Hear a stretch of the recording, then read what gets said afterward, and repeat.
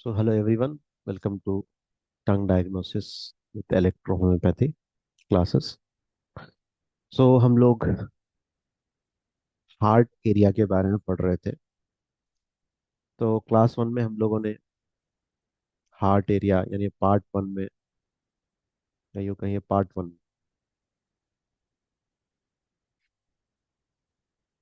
Heart area हमने start किया।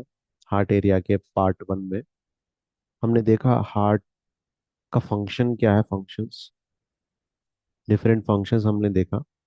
और जब उन फंक्शंस में खराबी आती है तो टंग के जो स्ट्रक्चर्स हैं वो कैसा चेंज हो सकते हैं, उसके बारे में हम लोगों ने देखा।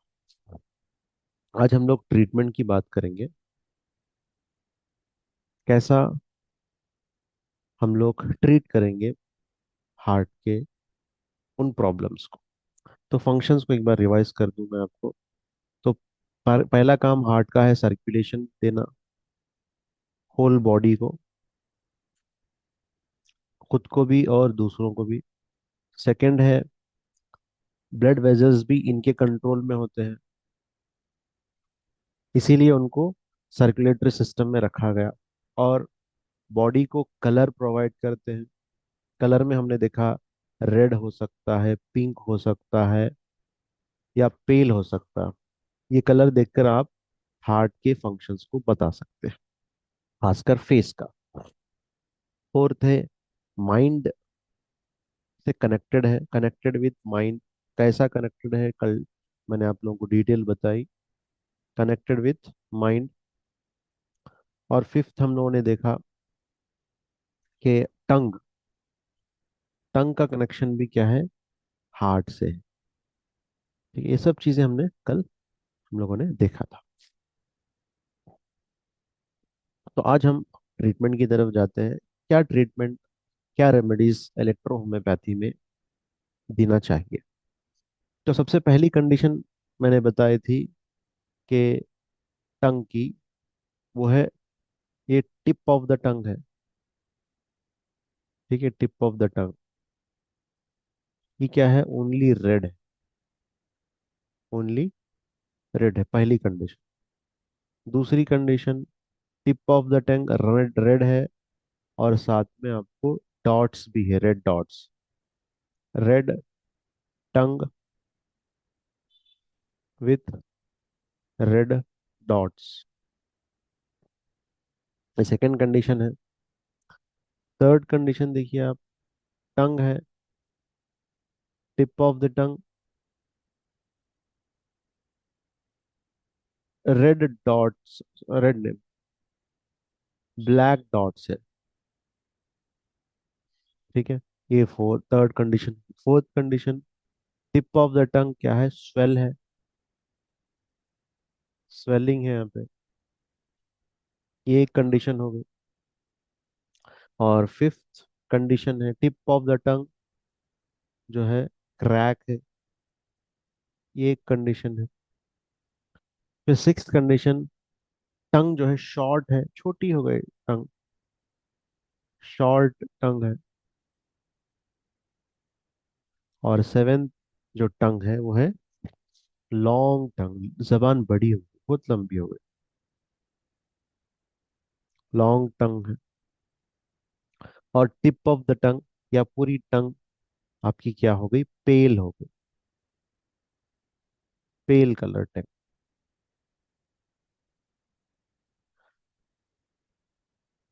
तो सब में क्या क्या कंडीशन, ये बेसिक्स कंडीशन है, मोस्टली हमारे पास जो भी पेशेंट आएंगे इन्हीं में से आएंगे। इसके बाद भी एडवांस हो सकता है, लेकिन ये मेनली है। तो रेड टंग जो है ये क्या इंडिकेट्स करती है कि हीट है, हीट है बॉडी में, क्या है, हीट बढ़ा हुआ है। तो इलेक्ट्रोहोम्योपैथी में हीट को क्या कहेंगे, सेंगोइन, सेंगोइन डोमिनेंसी हो गई है उस ऑर्गन में। ब्लड में डोमिनेंसी हो सकती है, ऑर्गन में भी सेंगोइन डोमिनेंसी हो सकती है। तो उसका आप जो जबान पे क्या कर सकते हैं, वो चीज को देख सकते हैं। इसमें भी सेम, सेंगोइन डोमिनेंसी हो गई, मगर इसमें डॉट्स भी आ गए, यानी हीट एक्सेस हो गए, यानी ये हॉटनेस में बढ़ गई। एक गर्मी जो आम दिनों में लगती है, एक वो गर्मी जो समर सीजन में लगती है, दोनों में बहुत फर्क है। आम दिनों में गर्मी लगती है और समर में हॉटनेस लगता है, जिसकी वजह से इंसान को ठंडे पानी की, ठंडी हवा की जरूरत महसूस होती है। ब्लैक डॉट, ये हीटनेस बढ़ गई बॉडी के अंदर, सेंगोइन डोमिनेंसी हो गई, उसकी वजह से यहाँ पर फ्लूइड की कमी भी आ गई। फ्लूइड की कमी आके जो ब्लड है वो गाढ़ा भी होने लगा। ब्लड सेल्स भी क्या हो गए, वो नजदीक आने लगे फ्लूइड की डिफिशियंसी। रेड टंग में डिफिशियंसी फ्लूइड की रहेगी या नहीं रहेगी? मोस्टली थोड़ी बहुत रहेगी। इसमें फ्लूइड की डेफिशिएंसी बहुत ज्यादा हो जाएगी। ठीक है। या ब्लैक डॉट में फ्लूइड प्लस ब्लड डिफिशियंसी भी हो सकती है, ब्लड की कमी भी हो सकती है ब्लैक डॉट्स। स्वेलिंग, यहाँ पर हार्ट को सही तौर पर न्यूट्रिशंस नहीं मिल रहे हैं, न्यूट्रिशंस की डिफिशियंसी है, न्यूट्रिएंट्स की डिफिशियंसी। यानी ब्लड तो अच्छा खासा है, लेकिन ब्लड में हार्ट को रिक्वायर्ड अमाउंट ऑफ जो न्यूट्रिशंस है, वो न्यूट्रिशंस की कमी है, या मिनरल्स की कमी है। सोडियम, पोटेशियम, कैल्शियम, मैग्नीशियम, ये सब मिनरल्स की कमी है, या विटामिन की कमी है। ठीक है, ये स्वेलिंग बता रहा है। क्रैक, ये डीजेनरेटिव स्टेज, डीजेनरेटिव स्टेज है जिसमें स्ट्रक्चरल इम्पैक्ट हुआ है। यहाँ पर स्वेलिंग में फंक्शनल इम्पैक्ट हुआ है। ये बहुत इंपॉर्टेंट। शॉर्ट भी टंग, ये बताती है कि बॉडी के अंदर हीट पड़ा हुआ है, हीट, सॉरी, बॉडी के अंदर ब्लड की कमी, यानी ब्लड सही तौर पर बॉडी के अंदर नहीं है। एचबी की कमी हो सकती है, आरबीसी की कमी हो सकती है, या ब्लड सेल्स की कमी हो सकती है, या न्यूट्रिएंट्स की कमी हो सकती है। तो ये बहुत इंपॉर्टेंट है। शॉर्ट टंग, लॉन्ग टंग में क्या है, हीट बढ़ा हुआ है। ये क्या कहलाएगा, हीट एक्सेस, यानी यहाँ पर ब्लड जो डोमिनेंसी हो गई है, ब्लड की बहुत ज्यादा डोमिनेंसी हो गई है। ठीक है, लेकिन हॉटनेस नहीं हुआ, हॉटनेस नहीं हुआ। किसी किसी को लंबी जबान हो सकती है और डॉट्स भी हो सकते हैं, ऐसा भी हो सकता है। किसी किसी को जबान तो नॉर्मल है लेकिन डॉट्स है, ऐसा हो सकता है। तो दो तीन कंडीशंस मिलके भी आ सकती। क्रैक है, फिर ऊपर से जबान लंबी है, हीट भी बढ़ा हुआ है, और डिजेनरेशन भी स्टार्ट है। ठीक है। और पेल कलर, पेल कलर का मतलब सीधा सीधी बात है, बॉडी के अंदर ब्लड की कमी है, ब्लड डेफिशिएंसी है, एनीमिक है पेशेंट। पेशेंट क्या है, एनीमिक है, एनीमिया है। तो ये देखने को मिलेगा हमें कौन से केस में, हार्ट के केस। तो हम ट्रीटमेंट कैसा करेंगे, तो आइए देखते हैं। यहाँ पर हमें कौन से रेमेडीज हमें मालूम होना चाहिए। देखिए, स्ट्रक्चरल रेमेडी ऑफ हार्ट, फिर है functional remedy of the heart,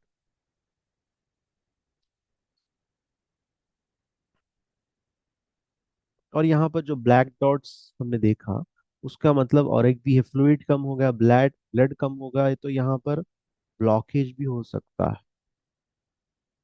heart में कुछ ब्लॉकेज भी हो सकता है, वो भी कंडीशंस देखने को मिलेंगे। तो structural remedy, functional remedy, degenerative remedy,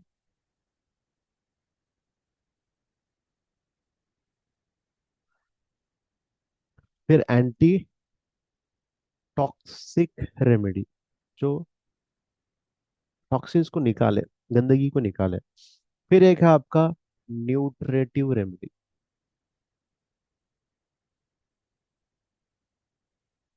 तो जिसमें जो चीज बड़ी हुई है उसको निकालेंगे हम पहले। यहाँ पर ब्लड की डोमिनेंसी हो गई तो ब्लड को कम करेंगे। तो यहाँ पर हम मोस्टली A3 देंगे, A3 अच्छा काम करे। साथ में स्ट्रक्चरल और फंक्शनल रेमेडी भी देंगे। तो स्ट्रक्चरल और फंक्शनल रेमेडी हर एक प्रॉब्लम में हम ऐड ही करेंगे। ठीक है। और हीट को कम करने के लिए भी हम रेमेडी ऐड करेंगे। पेल कलर है तो न्यूट्रेटिव रेमेडी देंगे। और रेड डॉट्स है तो वहां पर एंटी टॉक्सिक रेमेडी देंगे। क्रैक है तो डीजेनरेटिव रेमेडी देंगे। स्वेलिंग है मतलब फंक्शनल रेमेडी तो ऑलरेडी दे रहे हैं। हर एक प्रॉब्लम में हम लोग functional remedy and structural remedy जरूर ब जरूर देंगे। तो आइए देखते हैं फंक्शनल स्ट्रक्चरल रेमेडी क्या क्या है। सो यहाँ पर स्ट्रक्चरल रेमेडी है और फंक्शनल रेमेडी, ये हर प्रॉब्लम में हमको देना ही देना है। वो क्या कंडीशन है मोस्टली, जो हार्ट के लिए जो स्ट्रक्चरल रेमेडी है या फंक्शनल रेमेडी है। फंक्शनल रेमेडी जो फंक्शन इंप्रूव करे हार्ट की वो है S5 A3B। ठीक है। और दूसरी है आपकी C1 या C2 Ven1+G। ये भी ले सकते हैं आप, या C1 की जगह C5 भी ले सकते हैं अकॉर्डिंग टू कंडीशन। ये सिर्फ सिंगल प्रॉब्लम के बारे में बात हो रही। अगर कुछ दूसरा ऑर्गन भी इन्वॉल्व है तो वो भी आप मेडिसिन, जैसा कि टंग आपके पास आया, हम तो अब हार्ट के बारे में पढ़ रहे हैं, लेकिन पेशेंट को लिवर एरिया में भी प्रॉब्लम दिख रहा, गाल ब्लैडर एरिया में भी प्रॉब्लम दिख रहा, तो हम उसके रेमेडीज भी ऐड करेंगे क्योंकि प्रॉब्लम वहां पर भी है ना।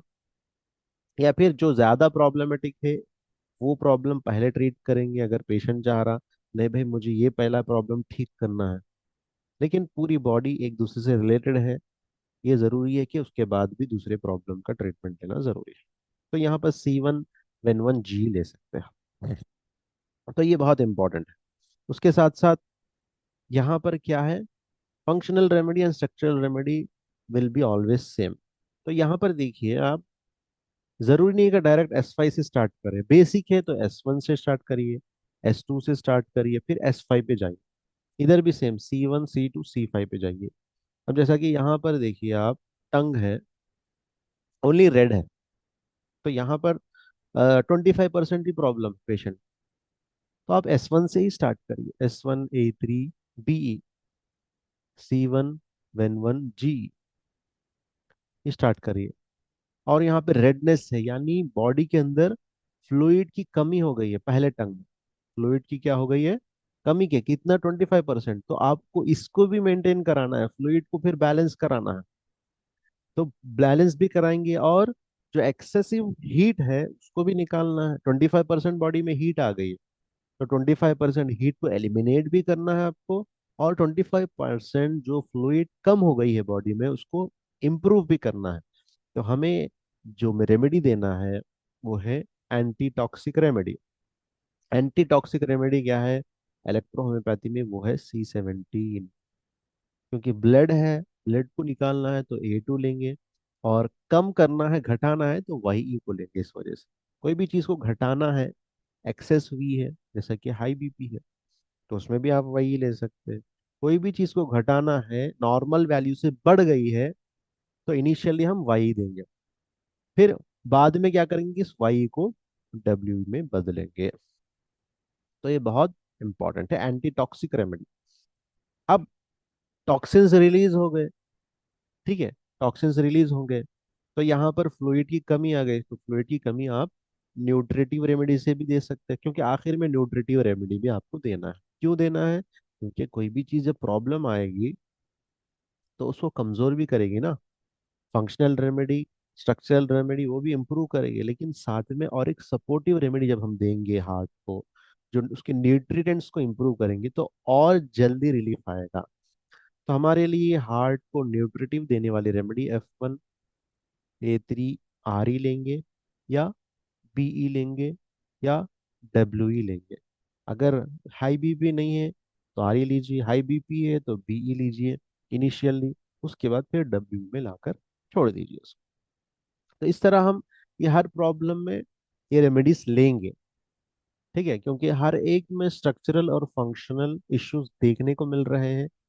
स्ट्रक्चरल फंक्शनल वेस्ट, अब ये बात अलग है कि हमें जो है दो चीज़ों का यहाँ पे ध्यान रखना है। अगर प्रॉब्लम कम है तो आप डाइल्यूशन लोअर डाइल्यूशन से स्टार्ट करिए, D6 से स्टार्ट करिए। ये भी प्रॉब्लम इनिशियल या इसको भी D6 से स्टार्ट करिए। ये भी प्रॉब्लम बहुत गहरा है तो इसको आप डाइल्यूशन D6 में आप लाइटर डोज में देंगे। यानी जितना प्रॉब्लम ज्यादा होगा उतना लाइटर डोज में देंगे। ठीक है, तो ये चीज का हमें ध्यान रखना है। यहाँ पर न्यूट्रिशंस है, न्यूट्रिशंस में प्रॉब्लम है तो हमें डायरेक्ट D4 में दे सकते हैं, या D5 से स्टार्ट करके D4 में जाइए।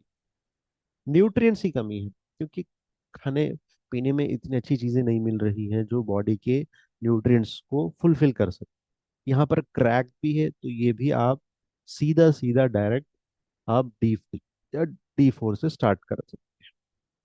शॉर्ट टर्म है, ये भी न्यूट्रिशन की कमी है, D4 या D5 से स्टार्ट करिए। लॉन्ग टर्म है तो ये एक्सेस है, एक्सेस में आप D6 से ही जाइए।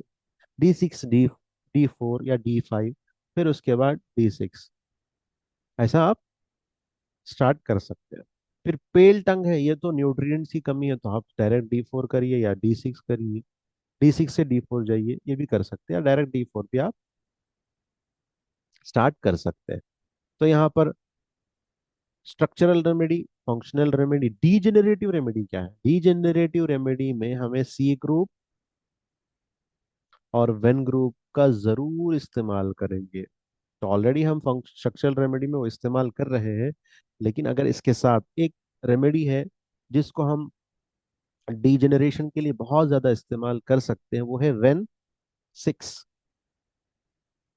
डीजेनरेटिव रेमेडी इसको कहते हैं, खासकर सर्कुलेशन में डीजेनरेशन आए तो हम वेन 6 स्टार्ट कर सकते हैं। तो वेन 6 में क्या क्या है देखिए, S1, C1, F1 और वेन 1। ठीक है, तो ये भी बहुत अच्छी रेमेडी है डी जनरेशन के लिए, क्योंकि इसमें C1 भी है और आल्सो वेन 1 भी। तो ये इस तरह के हमें टंग देखने को मिलेंगे, और टंग से हम इस तरह ट्रीटमेंट कर सकते हैं। तो ये था आज का क्लास, जिसमें हम लोगों ने हार्ट के फंक्शन के बारे में बात करा, हार्ट के क्या क्या प्रॉब्लम्स हो सकते हैं हार्ट में उसके बारे में बात किया, और ट्रीटमेंट के बारे में हम लोगों ने डिस्कस। ओके, तो ये था आज का हार्ट के एरिया। नेक्स्ट में हम लोग दूसरा ऑर्गन लेंगे, दूसरा ऑर्गन लेके हम उसको डिस्कस करेंगे। Thank you.